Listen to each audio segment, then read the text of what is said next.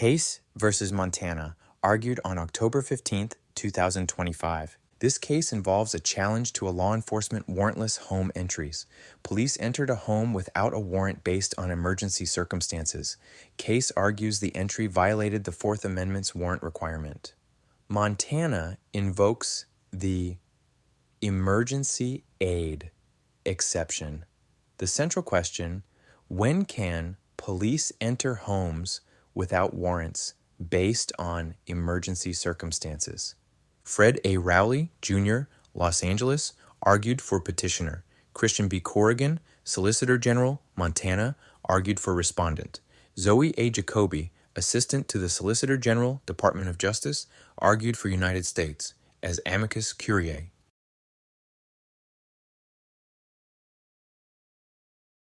We will hear argument next in Case 24-624, Case versus Montana. Mr. Rowley. Thank you, Mr. Chief Justice, and may it please the Court. This Court has never allowed state officials to force their way into someone's home without a warrant or probable cause. It should not start now. There is no liberty interest more deeply rooted in the Fourth Amendment than the sanctity of the home. The Court has long recognized that physical entry of the home is the chief evil against which the wording of the Fourth Amendment is directed. And the facts here well illustrate what's at stake with such entries.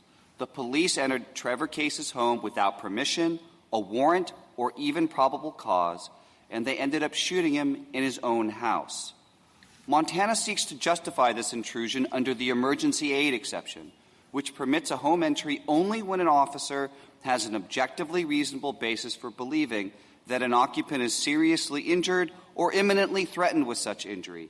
As Montana previously acknowledged, that standard, quote, requires, in function if not in form, that officers have probable cause to believe someone's in danger and requires immediate assistance, close quote. Now, Montana insists probable cause is not the right standard, but it also doesn't defend the reasonable suspicion standard applied by the Montana Supreme Court below. Instead, Montana and the United States ask the Court to adopt some other threshold that would permit officials, for the first time, to breach the sanctity of the home when they don't have permission, don't have a warrant, and don't even have facts leading to a fair probability that an emergency is actually taking place within the home.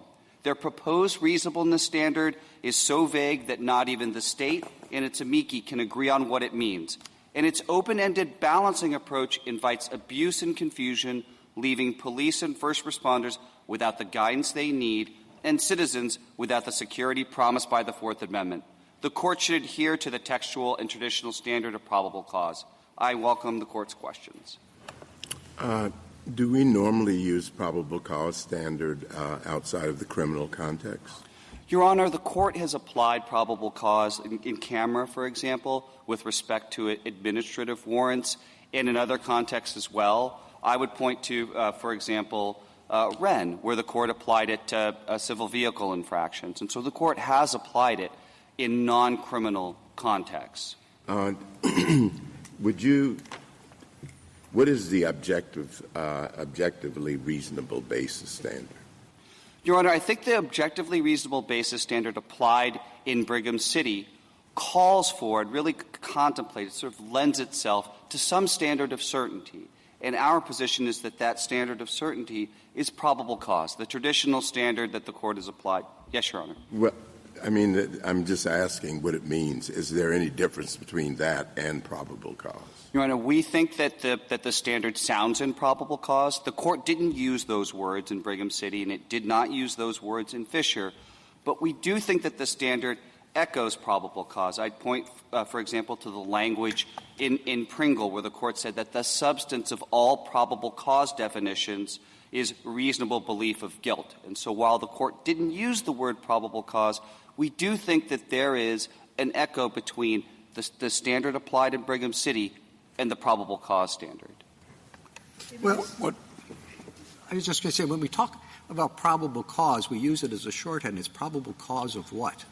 So, Mr. Chief Justice, here it would be probable cause that an occupant is seriously injured or imminently threatened with such injury. Ordinarily, it would be probable cause to think a crime is being committed, but here, as the government explained in its brief in Brigham City, the object might change, but the way that the standard applies and the level of certainty does not. Why isn't it something like probable concern or reasonable concern? It seems to me that you're taking a totally different context and applying these things just because we're familiar with them and because authorities are involved. I mean, did they enter this home because they were concerned that, I forget the name of the individual, would harm himself? Or was it because they wanted to arrest him for a particular criminal activity? So, Your Honor, the dispatch call was for a wellness check. But I think to get to your original question, the Court has applied that probable cause standard even though the object of it might change in different contexts. For example, Wren, a civil vehicle infraction, that's not a crime, and the standard's still mapped onto it. And we think that it maps on to the emergency context quite well, because officers and first responders don't have complete information.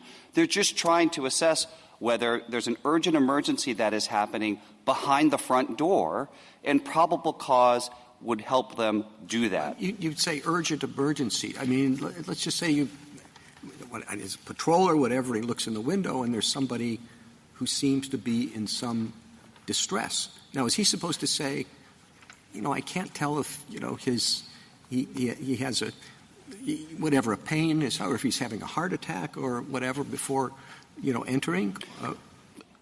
Mr. Chief Justice, or even just lying on the ground. Why is that person lying on the ground? Well, the Court said in Fisher that you don't have to have ironclad proof that somebody is dying before you go in, but the standard is, under the emergency aid exception as defined in Brigham City, seriously injured or imminently at risk of such injury. And so I do think the Court has fixed the threshold, but it said you don't have to have ironclad proof, and that's consistent with probable cause because, of course, probable cause also does not require ironclad proof. What it requires is a fair probability or a substantial chance, and we think that strikes the right balance given the important and really fundamental interest in the sanctity of the home. I think that's critical.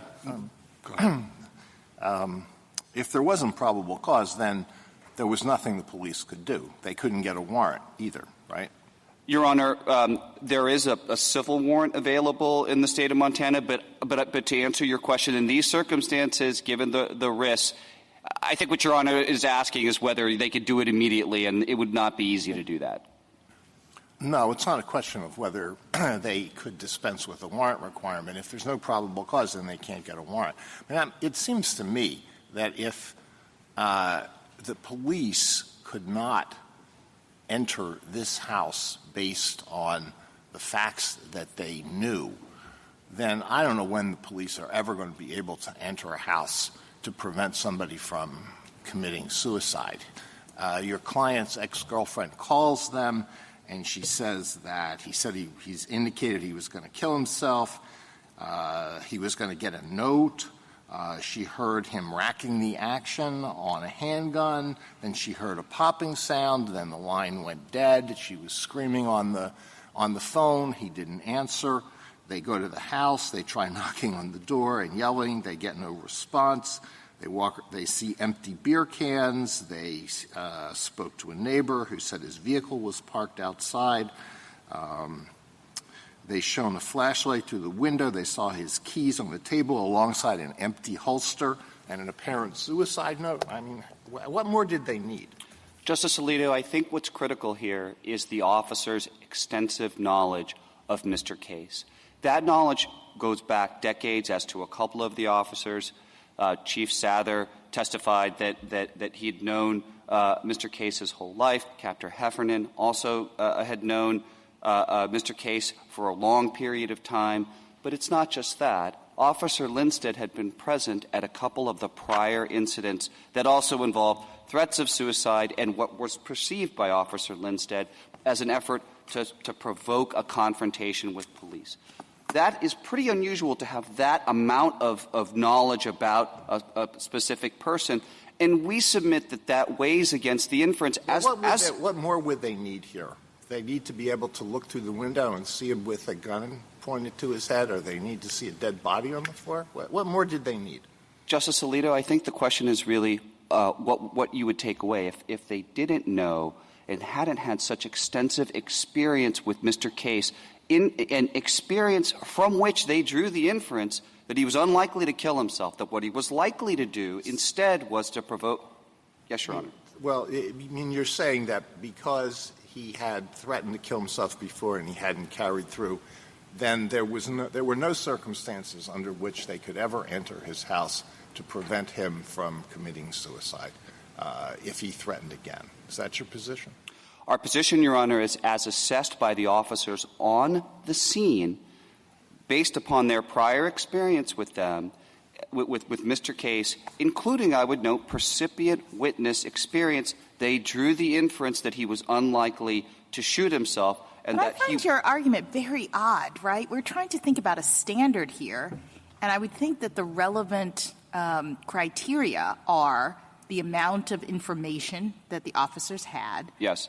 And the threat to the individual, the actual nature of the emergency. And so in this very situation, I'm thinking the fact that they had a lot of information about Mr. Case actually hurts your cause, not helps you. I mean, I understand you want them to draw a different inference about it, but, this person had a long history of threatening suicide, whether it be by cop or whether it be on his own or whatever. We have a long conversation, detailed, specific, with the girlfriend about circumstances that look like they're creating a pretty significant emergency. I would think this, kind of like what Justice Alito is suggesting, on our axis of information and threat or risk, this seems like it's pretty high. Justice Jackson, I think that information led the officers on the scene, because there are deliberations that are captured on body cam. Those deliberations by officers with quite a lot of extensive experience with Mr. Case are powerful evidence that Mr. Case was unlikely to shoot himself, because they're talking about him provoking a confrontation with the police. And I would just quote, for example, Police Chief Sather says, "He ain't got the guts. This is probably the 10th time I've dealt with him doing this." Or Sergeant Pasha, who says he's been suicidal forever. Well, setting aside this it. particular case, let me just try to understand the standard that you want us to apply. Yes, Your Honor. You say that it should be probable cause. I thought we already had the emergency aid exception requiring, quote, unquote, an objectively reasonable belief that an emergency is occurring. And I didn't hear that in your recitation. You said you want it to be a fair probability or substantial chance. So can you just describe for us or explain why it would need to be a higher standard than objectively reasonable belief? So, Your Honor, we think that the objectively reasonable belief standard really lends itself to some standard of certainty, and we think that the traditional probable cause standard is the appropriate formulation. I see. So you're saying you only have an objectively reasonable belief, in your view, if you meet the threshold of probable cause. Yes, Justice Jackson. And I would say that the fair probability language and substantial chance, that's all from Illinois v. Gates. Those are just principles associated with probable cause.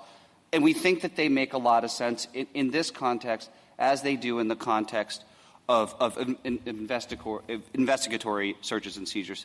I wonder if this is just a labeling exercise, Mr. Rowley, at the end of the day, because when we're interpreting the Fourth Amendment, we often look at, what the common law has been, was, what positive law. We don't always, but we often do. Katz is another thing, but Jardines tells us to look at the actual law. And one thing I'm struck by here is, a private person would have a good necessity defense to a trespass claim, always, historically it appears, from what I can tell, when it reasonably appears necessary to prevent serious harm to the occupant. And that's almost exactly what Brigham City says for officers.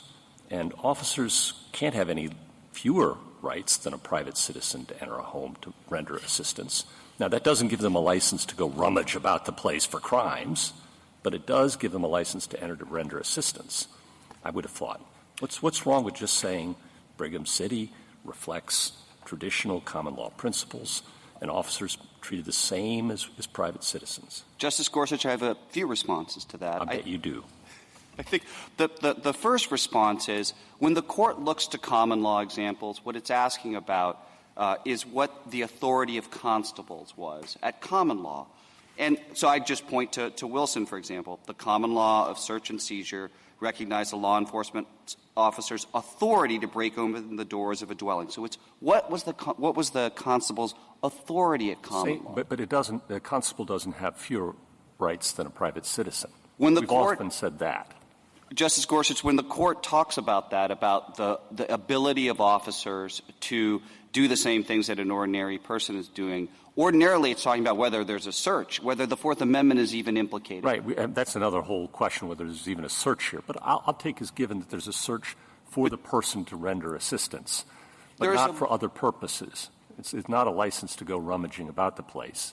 It is a license perhaps to enter and search for the occupant who's facing a serious risk. But the necessity defense was a broad-based common law tort defense. As my friend points out in the Respondent's brief, it was applicable to private parties as well as constables. So it doesn't say anything specific about constable authority. But even if it did, it applied to both, and it didn't require the magic words probable cause, whatever they may or may not add. Justice Gorsuch, even if it did, even if you were to consider the necessity defense as the controlling principle here, as the state has suggested, it would hardly help the state because it was, if anything, more stringent than the probable cause requirement or the affray rule because you had to be right. So no, you had the United States cites the restatement. Yes. Okay. But at common law, you had to be right that the necessity actually What's obtained. your best authority for that? I would point to the state's own cases. I would point to Rex. I would point to the Wakeham case.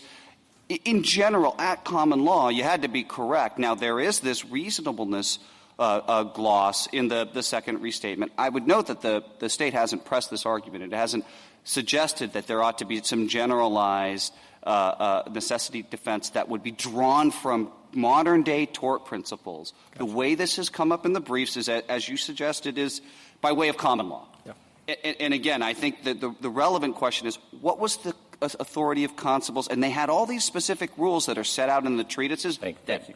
I thought the hesitation of the officers that you pointed out before showed care before rushing in and thoughtfulness by the officers. So why don't you look at it that way? Your Honor, I think that the delay, there were deliberations that were quite extensive, and it took them 40 minutes to go in, as the dissent in the decision below noted. That amount of time is inconsistent with the kind of urgency you would expect if what you thought was happening was somebody was either bleeding out or was about. Well, if they, after deliberations, walk away and he commits suicide, I mean, what are you thinking then of the officers? That would be unfortunate and tragic, but we are trying to strike a balance between. And the officers need some clarity, I would think, in circumstances like this about what they can do and what they can't do, and it seems like they thought about it carefully and decided that the risk was sufficiently high, to Justice Jackson's point, and that harm that would occur was sufficiently substantial that they should go in. And by the way, they're going in at great risk themselves. Of course, and this is not, as Justice Gorsuch is pretextually looking for a crime or going in for some other pretextual reason or going into, it's going in really to help someone. A couple of responses. One, there were certainly two risks that were possible. There was the risk that he was going to shoot himself, and there was the risk that he would try to provoke a confrontation with the officers. J.H., the ex-girlfriend, actually identifies both risks. In the initial call, she expresses concern that Mr. Case is going to shoot himself. When she arrives on the scene, because she comes to the scene, she says that he also said that he was going to try to shoot it out with the officers, and that echoes what Officer Lindstedt says when he arrives on the scene. What he says shortly after arriving is, last time we were here, he said he was going to shoot it out with, and he mentions another officer, and then later on he recounts another incident where Mr. Case tried to provoke a confrontation I'm sorry, on his perception. Sorry about that. On the articulation of the standard you want, do you have examples where under the current law officers would go in, but you think under your test they wouldn't and shouldn't and couldn't go in? Well, Your Honor, I think the swatting example that we cite in our brief is a very real concern. It's a pretty commonplace concern where somebody calls, and under the United States theory, I think it's at page 22, where you would use the severity of the threat to ratchet down the level of certainty that's required. If somebody made a swatting call and said, well, there's a bomb inside the house, it's a pretty big bomb, I walked by the house and I'm worried that it's going to blow up the block, you wouldn't even need corroboration. You could just go in. And so we think that just requiring a fair probability or a substantial chance and some corroborative work, and I think in a lot of heartland scenarios, the police would have that and would – yes, Justice. Please, I'm sorry. Did I cut you off? Please. I mean, one of the things that strikes me here is the term probable cause is not itself self-defining, and most of the way we know what probable cause is because we have a body of case law that talks about it, and it talks about it in an investigatory criminal context.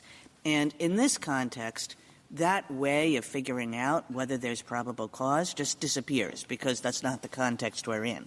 So I guess I'm wondering whether then taking a term from a context which has a body of precedent that is pretty much irrelevant to this one that seems like a bad idea, and maybe what we did in City of Brigham and in Fisher is exactly what we should have done. Is we just use a different language, and we don't try to grade that relative to probable cause. It's just sort of a different inquiry, but it does focus on what's important. Do you have to have an objectively reasonable basis for believing that somebody needs emergency help?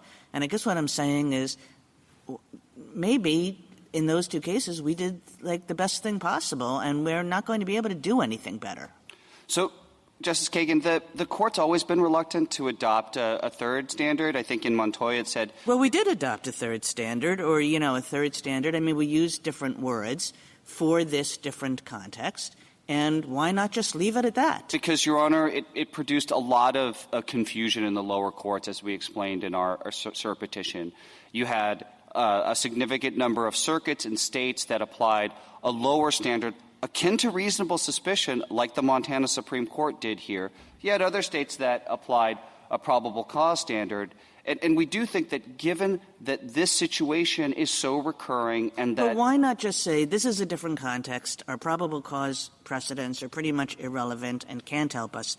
We think we got the standard right. That doesn't mean reasonable suspicion. Reasonable suspicion is an entirely different thing. Go figure it out, case by case, in the normal way that courts do. Well, even the state doesn't defend reasonable suspicion at this point. I know, and we would say it's not reasonable suspicion. It's just this. Do you have an objectively reasonable basis for believing that emergency help is required? If the court were to reject a reasonable suspicion standard, we would be entitled to a remand even on that ground. But we do think that it would be better, that the better approach is to provide a little more guidance to officers and first responders. And while probable cause hasn't been applied by all courts, it actually has been applied by a significant number of the lower courts. In this specific context, the general principles that apply there when you're assessing probabilities, comparing the relative strengths of different sources and information, those map on pretty cleanly. And even if the court just drew on concepts like fair probability and substantial chance, that would actually be helpful. And it would be fair probability and substantial chance, why are those any better than objectively reasonable basis? I feel as though we're just substituting, your terms for our terms. So these were our terms. We used them twice. Let's use them again. Because reasonable basis to believe, we submit that it lends itself to some standard of certainty, but it doesn't spell it out. And for officers and first responders who are trying to figure out, it's pretty dangerous to go into a house, as the common law sources recognize, as officers express concern about all the time. And so you need some level of certainty for officers and first responders to decide, look, we know enough, there's a substantial chance that somebody is seriously hurt behind that door, and so it makes sense to take the risk and go in. And we think that standard is certainly preferable to a reasonableness standard where you're balancing interests on the ground the way the state and the United States have suggested. If I might, I would just say that the Court has always expressed concern about in reactive situations where officers are trying to make quick decisions about engaging in balancing. The Court expressed concern about that in Dunaway. I think Justice Barrett has a question. Yes, Your Honor. Oh. Counsel, I think we're fighting about labels, and you got to the point, but you keep resisting it, okay? The court below did not use our Brigham City standard. It used a reasonable suspicion standard. I'm quoting from itself, from the decision below. Objective, specific, and articulable facts from which an experienced officer would suspect that a citizen is in need. Reasonable suspicion, as we've defined it, means a particularized and objective basis for suspecting the particular person stopped of criminal activity. So they use a standard akin to reasonable suspicion. Yes, Justice Sotomayor. So what you're saying is whatever standard we announce, we should vacate and remand to go back. And the question becomes, how is Brigham City different than probable cause other than in its objective? I got two quotes. One quote from two of our cases that says, probable cause, quote, is a reasonable ground for belief of guilt. Our Brigham standard says we're not talking about guilt here. Our Brigham standard says objectively reasonable basis for believing, that's a reasonable ground, that an occupant is seriously injured or eminently threatened with injury. I don't know, Justice Kagan was right.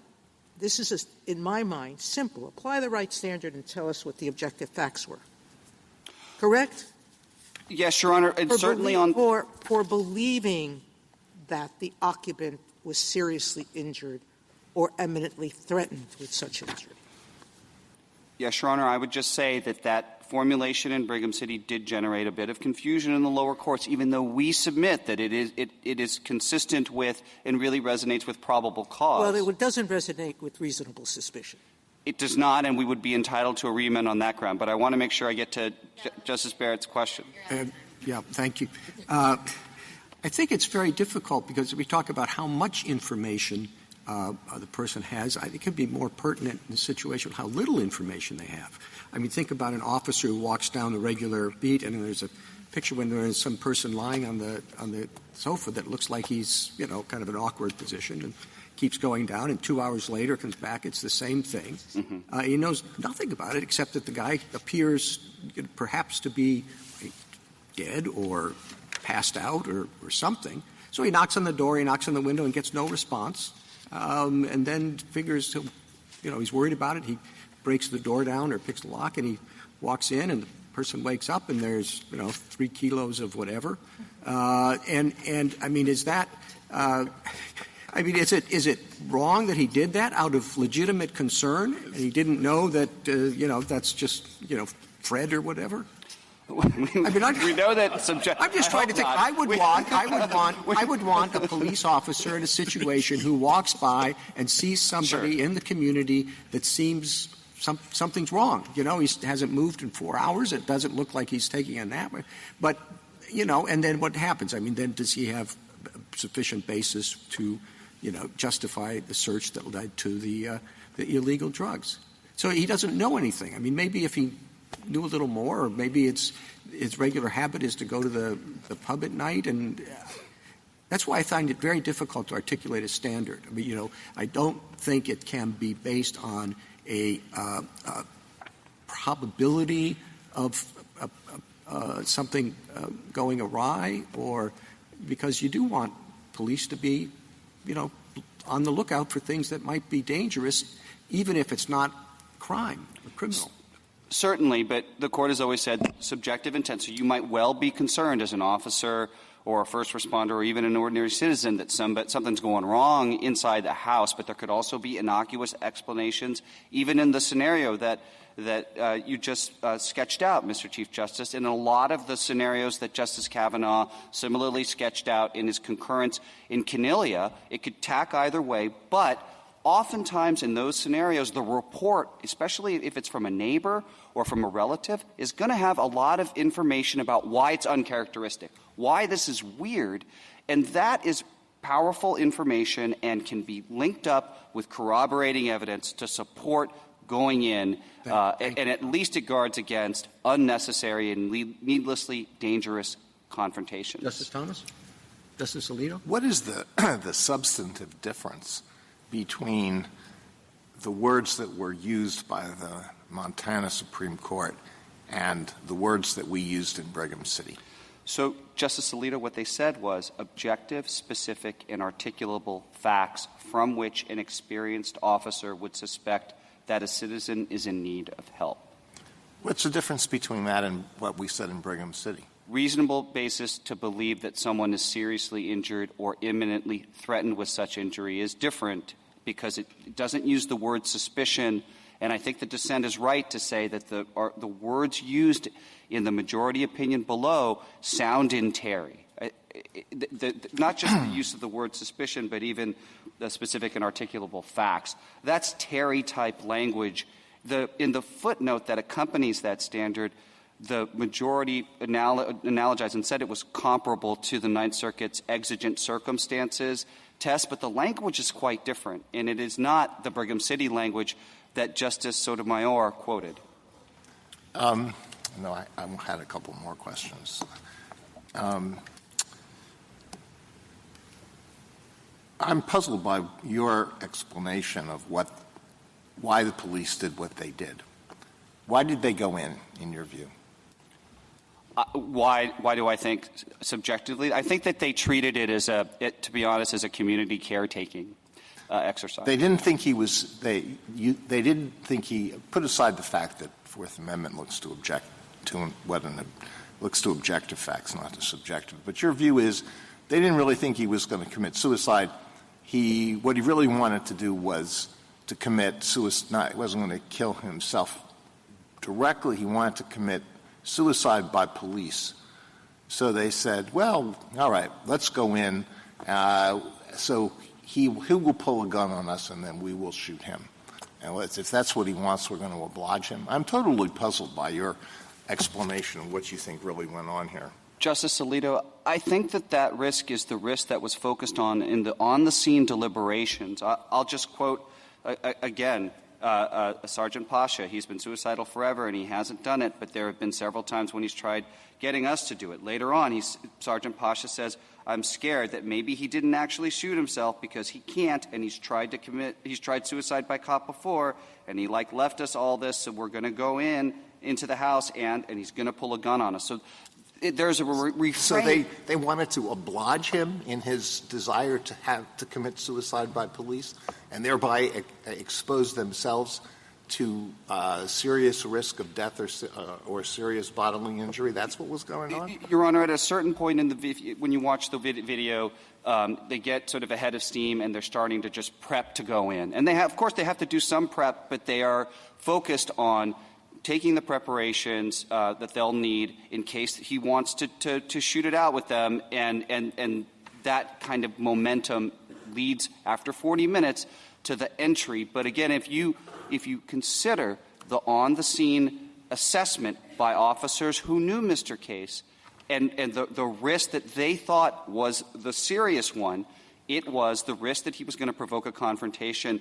I mean, if we write an opinion and we set out the facts of this case, and we say, well, it has to go back to the Montana Supreme Court for them to apply the Brigham City test, will it not be the case that police, those people who instruct police officers are going to say, wow, if the Supreme Court thinks that this is even a close case, it has to be sent back to the Montana Supreme Court.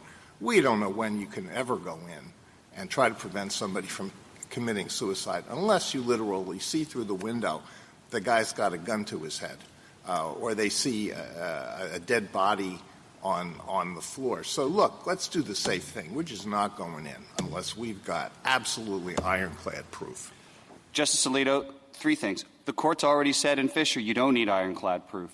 The second thing is Of all the Supreme Court justices on the Montana Supreme Court, there was not a single justice who voted to uphold this search under a probable cause standard, and 3 justices said it did not meet probable cause.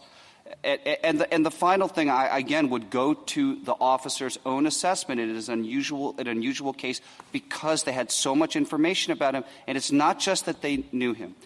One of the officers was a percipient witness, was there at 2 of the prior incidents. Thank you. I get it. Justice Sotomayor? Counsel, that the state court is applying a lesser standard than reasonable suspicion. It cited the Lovegreen, its own precedent, Lovegreen. Yes. And in Lovegreen, it said it characterized community caretaking stops as the least intrusive category of stop, even less intrusive than a Terry stop. And that's the standard they're using. That's right, Your Honor. And that's not the standard we set in Brigham. It is not. And now, stop trying to help yourself. I've gotten the point out, right? All right. Let me get to the second point, which is Brigham also said the manner of entry has to be reasonable, okay? The one thing that nobody ever discussed here, including Justice Alito, is he does this when he's drunk, correct? Your Honor, the call was that he had been drinking. And all of these calls to the police had been – nobody thought of just letting him ride out his drunkenness, did they? No, Your Honor. There's a comment on the tape. I believe it's Officer Lindstedt who poses the question, do we leave him? But it is ambiguous as to what he's connoting. All right. Now, they also didn't think of, instead of death by suicide, since he never pulled a gun on anybody else, okay, getting medical personnel to go in, which lots of divisions do on suicide cases, don't they? They do, Your Honor. Here, I just would note that Officer Lindstedt still did ask, should we stage medical, but I don't think that they did that, and there was no further discussion. That's the point. Yeah. They didn't try to call. They didn't do anything except not get a warrant and break it. Correct? That's right, Your Honor. They talked about calling other people, family members, the father. They talked about calling him. They ultimately, at least on the body cam videos, there's no. So there's a real question, even for the court below, whether the entry under the facts of this case, not generally when you're really afraid of a suicide, because they're saying he doesn't have the guts. It's not one officer. A bunch of them were taking – it sounded to me like they were taking bets on it, and everybody was saying, he wants suicide by cops. He's not going to shoot. He doesn't have the guts. Right, Justice Sotomayor. I would quote the dissent. What the dissent says is all the officers on the scene stated that it was unlikely case required immediate aid, but rather was likely lying in wait for them to commit suicide by cop. So they can decide, not us, on these facts, whether it meets the Brigham standard. Yes, Your Honor. What we do know is that the Montana court used a different standard, lower than reasonable suspicion. That's right. Thank you. Justice Kagan, Justice Gorsuch, Justice Kavanaugh, Spirit. One question, and maybe Montana can answer this, weigh in if you don't know. Would it be normal or best practices to send in just medical personnel when someone has cocked a gun over the phone and is known to be armed? No, Your Honor. I believe in those circumstances, officers would be called to the scene. Thanks. Justice Jackson? In those circumstances, would you think there was probable cause? Setting aside the quirky details of this case and all the stuff the officers knew, under your probable cause standard, if we just had the girlfriend call and what they observed when they got to the scene? If they actually – I want to be careful because if what they actually got was a call that said not a pop, but there was that there was a gun, the action, as Justice Alito suggested, was engaged, and there was a really, it has to be that detailed.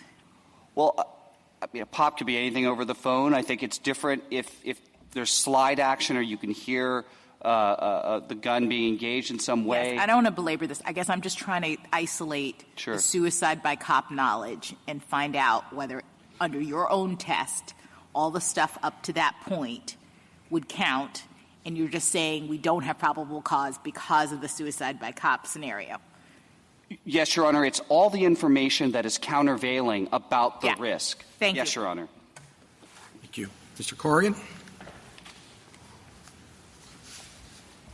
Mr. Chief Justice, and may it please the Court, this Court should affirm the judgment below for 3 reasons. First, the Fourth Amendment protects against unreasonable searches, not all warrantless ones. The framers enshrine that tradition of reasonableness, not a rigid warrant rule, in the Fourth Amendment. At common law, officers and private citizens alike could enter the home as required by necessity when life was at risk. Petitioner's rule would turn that structure upside down. He asked this Court to graft the warrant clause's probable cause requirement into the reasonableness clause itself. That move has no basis in text, no footing in history, and no support in this Court's exigency precedents. Second, this Court has already set the standard for emergency entries at objective reasonableness. To adopt Petitioner's view, this Court would have to overrule the holding in Brigham City v. Stewart, discard Michigan v. Fisher, and recast probable cause, the classic criminal law concept about belief of guilt, into something entirely new and applicable to non-criminal, non-investigatory emergencies. Third, the objective reasonableness standard provides sufficient guidance and flexibility for emergency aid cases. Conversely, a rule demanding probable cause of peril would force officers to stand outside a dying man's door, calculating legal thresholds instead of saving his life. That's not what the framers wrote, and that's not what this Court has ever required. The Montana Supreme Court applied the rule required by the Constitution and this Court's precedents. Officers may enter when they have an objectively reasonable basis to believe someone inside needs immediate aid. That standard is faithful to text, history, and common sense. I welcome the Court's questions. Did the Montana Supreme Court cite Brigham City? It cited its own case law, and it relied on Curiae, which relied on Brigham City. But there seems to be a disagreement between you and Petitioner as to whether or not that standard was applied. It applied the Brigham City standard. It applied the totality of the circumstances about whether officers had an objectively reasonable basis that someone inside needed immediate aid. And so it applied the words of Brigham City. Isn't it our normal practice, though, if we're not certain about the standard and we state a new standard, that we send it back? Yes, Your Honor, in some instances. But I think it's very clear what standard the Montana Supreme Court applied here. And the facts are particularly strong that whatever standard this Court lays down, the facts here satisfy it, that the officers here had an objectively reasonable basis for believing Mr. Case needed immediate aid. Would it be helpful, do you think, to clarify, I mean, if there's some ambiguity about what the standard was that was applied. So we don't care about that, okay? It's what we said in Brigham City. And then apply that standard to these facts. We don't have to. We could send it back. But would it help to provide guidance to confused lower courts for us to use a concrete set of facts to explain what that means? Absolutely, Justice Gorsuch. This is a scenario that officers face every day. Emergency aid scenarios are very common, whether it's a suicide call, like in this case, a call of an elderly individual who's missing, or a hybrid scenario like Brigham City or Fisher. Having this Court apply whatever the Brigham City standard to the facts in this case would be very helpful. And we have a full enough record to do that, you think? Absolutely. All right. And what do you say to your friend on the other side about the necessity defense being more liberal under the restatement than it was at common law? I think at common law, my friend on the other side pointed to the cases of Rex v. Cody and Scott v. Wakeham. When you read those cases, it's all based on a reasonableness analysis. In the Rex v. Cody case, the restraining was justified if it had been proved to have been with the best motives or necessity was manifestly proven. To me, that sounds like a reasonableness standard. Now, some of the issue in terms of what the reasonableness standard at the time is that we don't, in tort law, we don't get the full reasonableness standard until 1837 in the Vaughan case in England. But Cook is writing in the 16th century about applying the law of reason to the reasonableness of the common law. And so implicit in jury and judicial verdicts at the time, the concept of the ordinary person and reasonableness is baked into the common law in England and the common law here, and, of course, textually in the Fourth Amendment. Does Montana follow the restatement? We follow the second restatement, Your Honor. Counsel, we're talking about this as an emergency situation, but there's a lot going on that doesn't look like an emergency, right? I mean, they get there, they're walking around for a while, then they get the boss to come down? I mean, they call for somebody else, and they're still there, and then they go get a body shield. I mean, it doesn't have the atmosphere of, we've got to get in there right away. And I wonder if that detracts from the idea that they had sufficient justification. And particularly since, at least as it said, that the emergency would come in if the officers came in, and then you'd have the question of suicide by police. Well, Mr. Chief Justice, I would certainly agree that at some point, if they did wait too long, that would cut against an emergency. But in this case, I think the timeline is very important. Officers arrive on the scene at 9:14 p.m.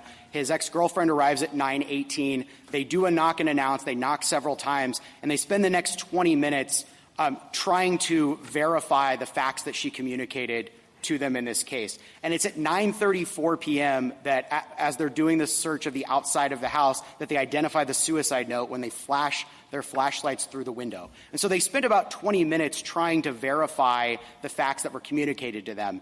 And I do think, though, that the possibility of suicide by cop counseled additional caution on their part. And you see this on the body cam. Of course, they are worried about the concept about the instance of suicide by cop. But that's why they're doing the additional investigation of walking around the outside of the house, yelling into an open window, giving Mr. Case every opportunity to let them know that he is alive and inside, which he didn't do. General, does Montana have, it seems to me that there's some confusion in the case law, and I think there was some sloppiness in the standard in this case. Does Montana have some separate community caretaker exception or something that it calls a community caretaker exception that's really equivalent to our emergency aid section from Brigham City? Yes, Justice Barrett. I think that's when the Montana Supreme Court discusses the community caretaking exception, I think they're folding in Brigham City. There was some confusion, I agree, in the standard, but it's an exigent circumstance exception to save human life. And I think that's essentially what they did. Okay. They're free to call it, as a matter of state law, I guess, whatever they want to call it. But you would agree that there is no such strand, that we've rejected that. We've rejected it in Canilia. It's been a long day. But that the emergency aid exception and the standard from Brigham City is all you're asking for, and you're not saying that there's some yet another looser standard. That's correct. We are entirely consistent with Brigham City and Caniglia. We're not asking for anything beyond that. And on that point, and their citation to Loveland we just ignore, where they said it was less than reasonable suspicion? Well, the court is admittedly using imprecise language. What I think is what's important is that the court is applying the totality of the circumstances, and it's making sure the scope and manner of the search is reasonable. And of course, as my friend was up here and the court was asking questions, pointed out that the court does use some language mirroring at times in sort of the more specific application of the test that mirrors reasonable suspicion. But this court has done that in TLO and the special needs cases. And so what the court is looking to do is make sure that the scope and manner of the search are reasonable and balancing the privacy interest at stake. I actually don't see any them addressing the reasonableness of the manner in which this occurred. And I pointed to things. Justice Barrett was right. You're not going to send medical personnel into a room with an armed person, but you do call medical personnel to make calls or to talk to someone who's suicidal on the phone. It happens quite often. They could do that. Now, you could put a megaphone out there. I will point out the time exigency here is that they did call medical personnel when Case after the entry and he had been shot, but the officers here. Yes, after he had been shot. When they had a great probability of knowing that he was seeking to be suicide by cop. There's no indication that EMTs would be able to talk down Mr. Case. In fact, Chief Sather, who had known Case for 30 years, testified that based on prior incidents, he actually thought that he could talk Case down and get him out of the house. It was only after they received the reliable indicia that Case had actually suffered a gunshot wound that the chief arrives and says, we have to go in. Am I right, just to go back to where you ended with Justice Barrett, that you're not equating the City of Brigham standard with our Terry stop standard? Correct. You think that those are two different things? I think they're two different things. Okay. And as to the difference between the City of Brigham standard and the probable cause standard, is your position that the City of Brigham standard is laxer, or is your position that it's just different? I think it's more flexible. And I think it answers a different question. So as the Court recognized when my friend was up here earlier, probable cause isn't just about reaching a specific threshold. It's fixed to criminality. But objective reasonableness says, given the totality of the circumstances, would an officer taking a specific action be reasonable? And I think one way to think of it might be probable cause is a single determination about whether a quantum of proof has been satisfied. But objective reasonableness, as in this case, can be a progressive analysis. And what I mean by that is when officers— So it would help me, I think, that's a lot of words. And but what's the case in the gap between the two? Like, what is it where a police officer would not have probable cause but can satisfy the Brigham City standard? What are the kinds of things you're talking about? So I think if you take this particular case and subtract perhaps Mr. Case's history, which I actually think supports the officer's reasonable determination, or if they had not obtained the other reliable indicia. So if Case's ex-girlfriend had called him, she had heard the cocking of the gun, heard what she thought to be a gunshot, police arrive, they knock on the door, they don't receive any response, but they hadn't been able to see the suicide note, which might have been upstairs with him. They hadn't seen the beer cans or the empty paddle holster. I think that's a much closer call, but we think that's still objectively reasonable. And I would point out that our friends on the other side believe that even the very strong facts in this case don't satisfy probable cause. And so I think if the Court, to Justice Alito's questioning earlier, if the Court were to determine that the facts in this case do not satisfy probable cause, that is going to have very detrimental effects down the road for law enforcement. Thank you. They say they don't satisfy probable cause because they're reducing. That was my question to him at the end, which is, without the suicide by cop information, do you think we get there? I thought he suggested we did, but it was the fact that the cops also had this additional information that made it less likely, or objectively less likely, that Mr. Case would actually commit suicide. Well, I think it's important to put the suicide by cop in context. So some of what's happening at the scene, I think, is cop talk of Sergeant Pasha is clearly very concerned about suicide by cop. The context of suicide by cop first came up when Case was on the phone with his ex-girlfriend, and he says, I'm going to kill myself. And she responds, well, if you threaten that, I'm going to have to call the police. And she says, he says, I'll shoot it out with him. Chief Sather responds to Sergeant Pasha's concern about that comment by saying he doesn't have the guts. So I think the dissent is incorrect at the Montana Supreme Court to say all the officers believed. And our point is certainly suicide by cop was a possibility, but that was, I think the officers ruled that out based on his escalating history of violence going back to 2015 and the incident that was 18 months earlier, and particularly once they found the note, Chief Sather is convinced that he actually has hurt himself this time. In terms of the test of reasonableness, we admit that objective reasonableness is an easy test, but it may not be an easy rubric to always apply, where the Court is taking the privacy interest versus the nature of the exigency. But I think the Court just did this in Barnes. And the Court admitted that it's a fact-bound morass that demands careful attention to the facts and circumstances, including the facts and circumstances leading up to the climactic moment. And the Court has to consider all relevant circumstances.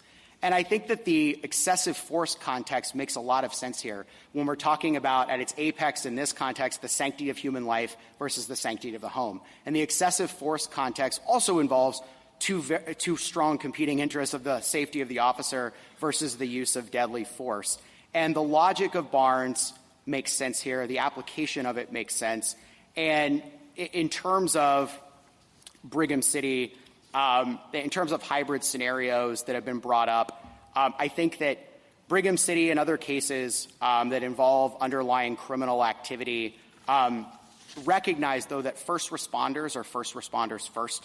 When they arrive on the scene of an emergency, they're not necessarily concerned about underlying crime. Their first instance when they respond to someone yelling help is to provide an aid to someone in need.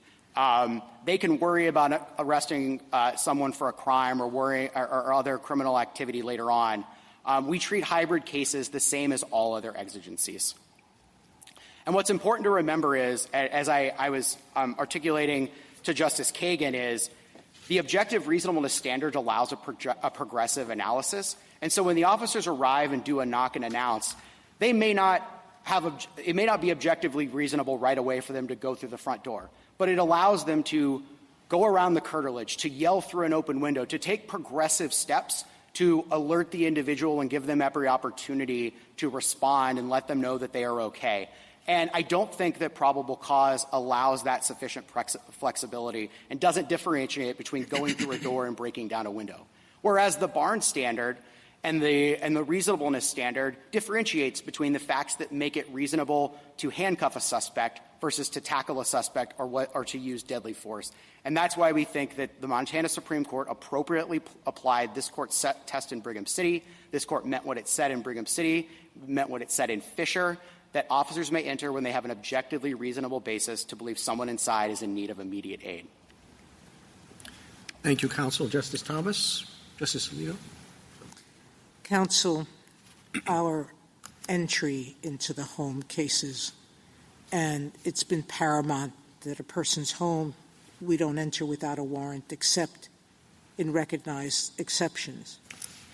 And I understand the instinct that says that we don't want someone in real need not to have the police enter quickly, but we're always balancing interests, aren't we? And not requiring enough proof also costs lives. Petitioner cites reports that people with serious mental illness are 16 times more likely to be killed by police during a police encounter.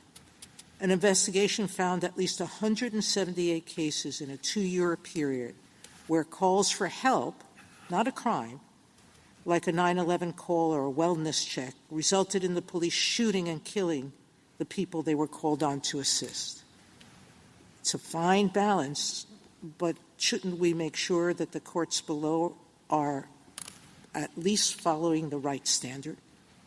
So you keep telling us that this state is, despite using words that sound very similar to reasonable suspicion, despite a case, Lovegren, that says it's less than a Terry stop. I mean, there's some value in clarifying what we have said the standard is. If you're asking us to describe what the quantum of proof, sounds like you wanted us to accept what the Solicitor General is saying. Some possibility is enough. But that's never been the standard. It's a reasonable belief, not a probable belief. So I agree that clarification from the court, and I think the court can clarify that it meant what it said in Brigham City, it meant what it said in Fisher, and that an objectively reasonable basis is what it is. And it's not reasonable suspicion.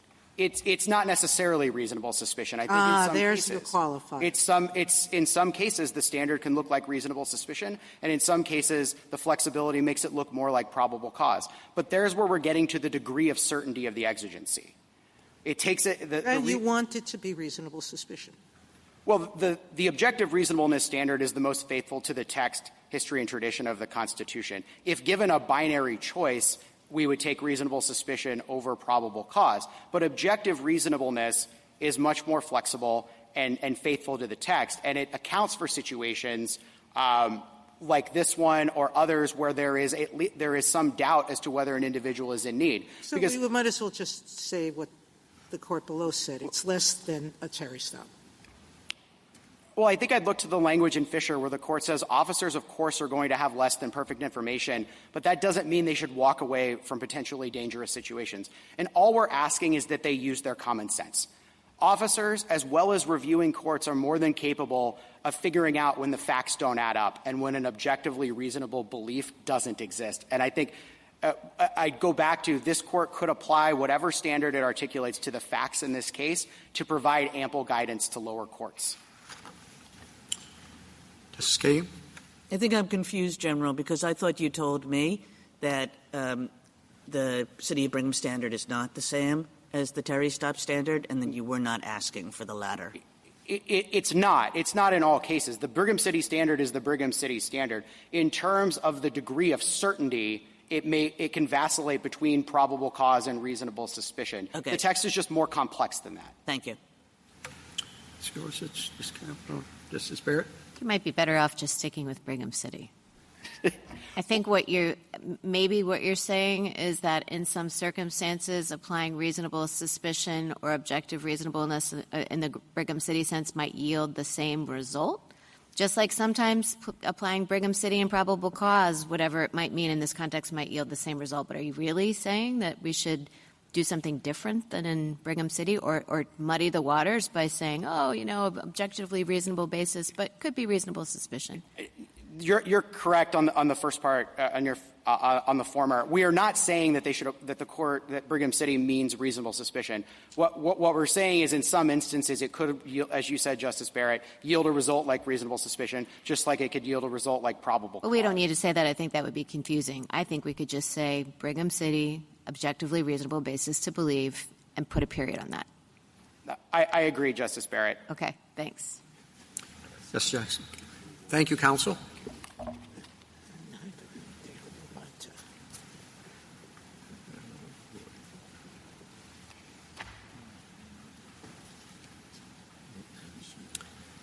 Mr. Jacoby.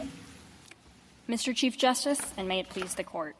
This Court should adhere to the objective reasonableness standard for emergency aid entries set out in Brigham City, rather than require what Petitioner calls probable cause of a danger. Petitioner's theory has no basis in the Fourth Amendment's text, which links probable cause to warrants, not to searches in general.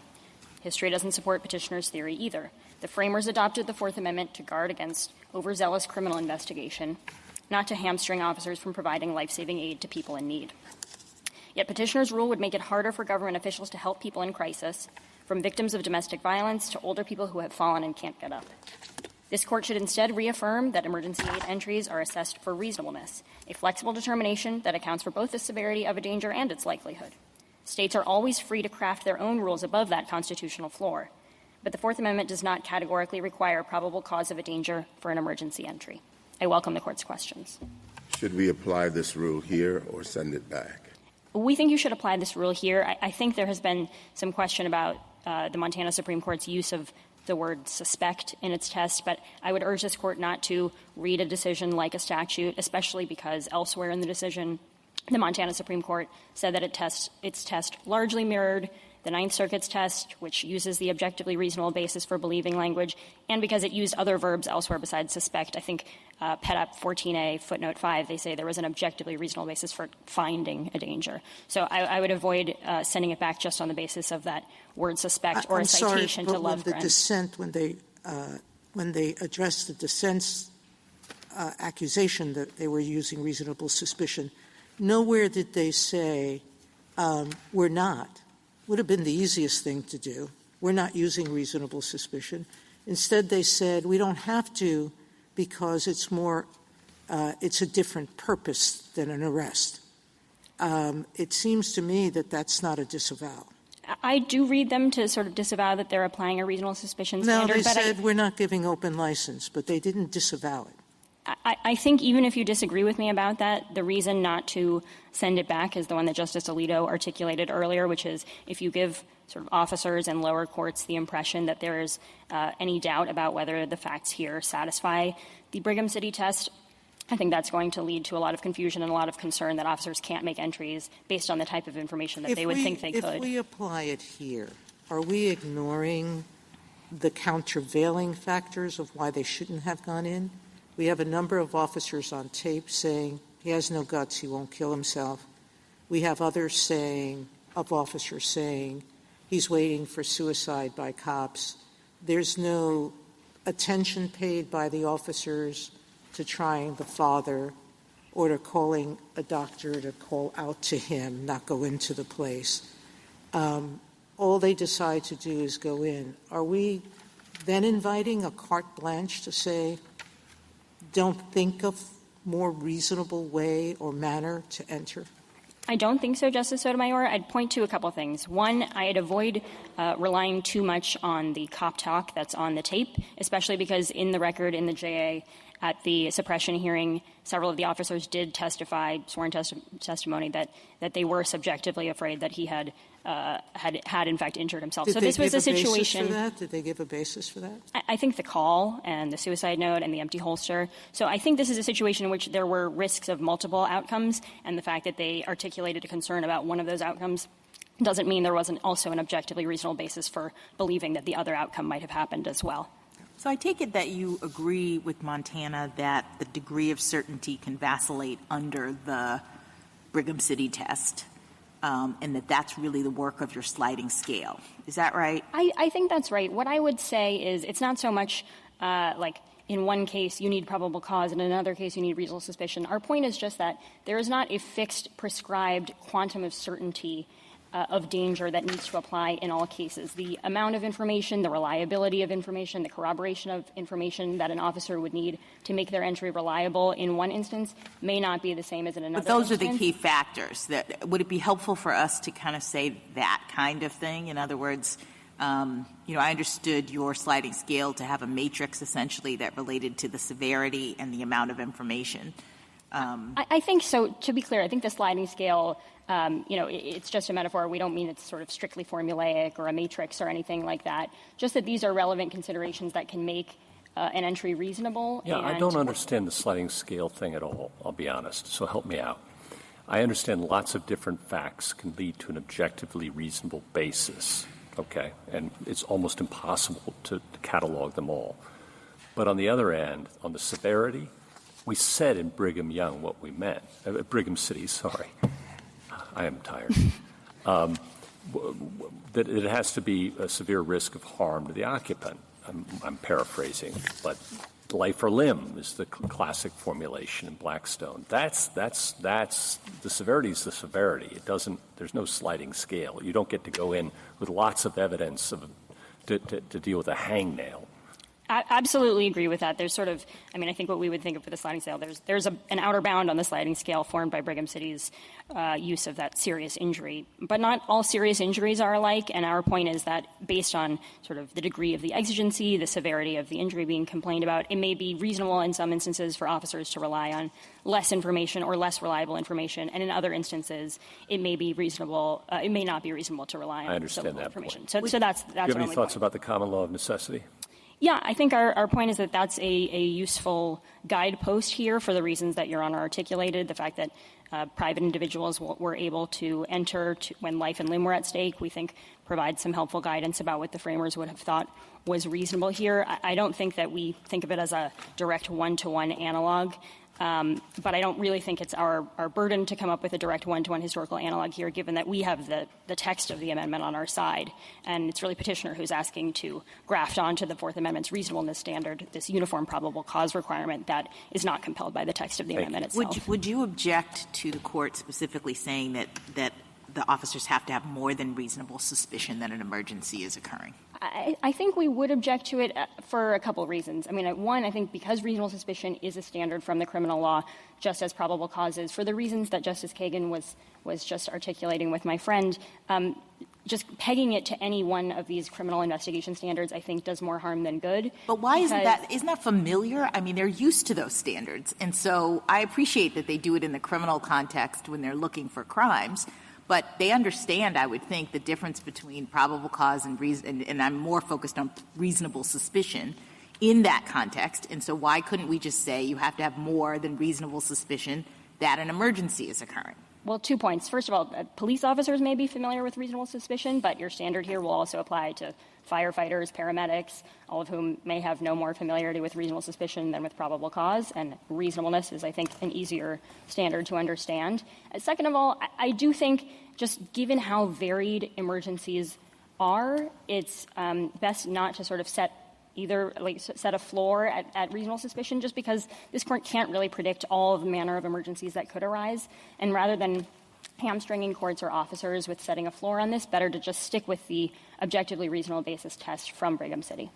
Thank you. Justice Alito? in Brigham City, I'm quoting from the SG's brief, one way to conceptualize the emergency aid situation is that the basic requirement that the police have an objectively reasonable belief, i.e., probable cause, does not change. But the object of the probable cause does change. Rather than requiring an objectively reasonable basis for an officer to believe a crime has been or is about to occur, the officer needs an objectively reasonable basis to believe that an emergency need for assistance exists. Have you changed your position? Yes. After the court's decision in Brigham City, which used the objectively reasonable basis language but did not draw that connection to probable cause that we had sort of floated in a footnote, we did rethink that. And in Cornelia, our brief 5 years ago, we made clear that our view is that probable cause is not the correct standard. May not be, but Brigham is. Yes, Brigham City is the correct standard, and we sort of disavow that equivalence that we and reasonable suspicion is not. Not the correct standard either. Objectively reasonable basis, just from Brigham City, is the correct standard. Justice Kagan, Gorsuch, Kemp, Justice Barrett, Justice Jackson. Thank you, counsel. Rebuttal, Mr. Rowley. Thank you, Mr. Chief Justice. I think it's critical to remember that what we're dealing with here is an entry into the home, and there are these default constitutional rules that are decades and decades old. As the Court has repeatedly said, at the very core of the amendment stands the right of a man to retreat into his home and there be free from unreasonable government intrusions. In Payton, the Court said that the Fourth Amendment has drawn a firm line at the entrance to the house.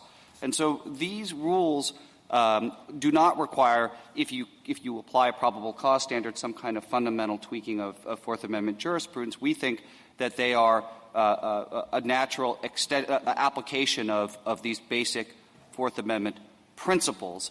I would also stress that in a lot of these situations where the emergency aid exception arises, you have not just potential safety implications but also criminal implications. Think of domestic violence situations or the situation that the officers faced here. And so having a parallel standard of probable cause to think a crime is being committed, but also probable cause to think that somebody is seriously injured or imminently threatened with such injury makes good sense. Conversely, if you adopted a standard that was a sliding scale, as the government has suggested, or a lower standard for the emergency aid exception, there is the potential for abuse. You could backdoor your way into a criminal investigation. I just note that while the state now has expressed concern about applying a probable cause standard, in its brief in opposition, it noted that that a significant number of lower courts apply a probable cause standard, even, and they say it's functionally a probable cause standard, even if what they say in terms of the standard or the words used is different. And the Court didn't suggest that that was a problem or that stopped police officers and other first responders from going in and helping with an emergency. And so we don't think that applying a probable cause standard, which is the default standard, would prevent officers from stopping or intervening in an emergency. On the common law, because Justice Gorsuch asked about that, I just note that the cases that my friend features in the Respondent's brief, best cases presumably, do say that the defendant or the potential tortfeasor has to be right. In Scott v. Wakeham, the Court says, and I quote, "The question was not whether the defendant sincerely believed he was right, but whether he was so." So this reasonableness gloss is a restatement gloss. I think the more fundamental point, though, is that when you are asking about constable authority, the focus is what the rules that governed constable power and what they could do are the cognate rules. And the closest one is the affray rule. It actually applies to the same set of circumstances that were at issue in Fisher and in Brigham City. Both of those involved what I think the Court called a melee or a fracas that is essentially an affray. And we know what the common law thought about that. What the common law thought was that the constable had to see or hear the affray if he wanted to break down doors and part the affray. That standard is fundamentally inconsistent with a standard below probable cause. The necessity defense and none of the other specific rules that the state and the United States outline supports a standard below probable cause. And so we think that the common law is more supportive of our position than theirs, and that it echoes not just the language in Brigham City, but it also underscores other exigent circumstances cases like Minnesota v. Olson, where the court has said that probable cause for an exigency is essentially the correct or the proper legal standard, and also in Santana, which involved an exigent circumstance, after all, hot pursuit, and the court applied a probable cause standard not just for the underlying crime, but to think that an exigency existed. The last thing I would say is that the United States says that reasonableness is an easier standard to understand than probable cause, but as Justice Jackson observed, probable cause is as settled a formulation as you're going to find in the Fourth Amendment. It's a standard that officers have applied, that the courts have developed over decades and decades. As the court said in Dunaway, the familiar threshold standard of probable cause for Fourth Amendment seizures provides the relative simplicity and clarity necessary to the implementation of a workable rule. A balancing test, particularly a sliding scale test, will not only be unfamiliar to first responders, but particularly unfamiliar to officers and other first responders. Thank you, counsel. The case is submitted.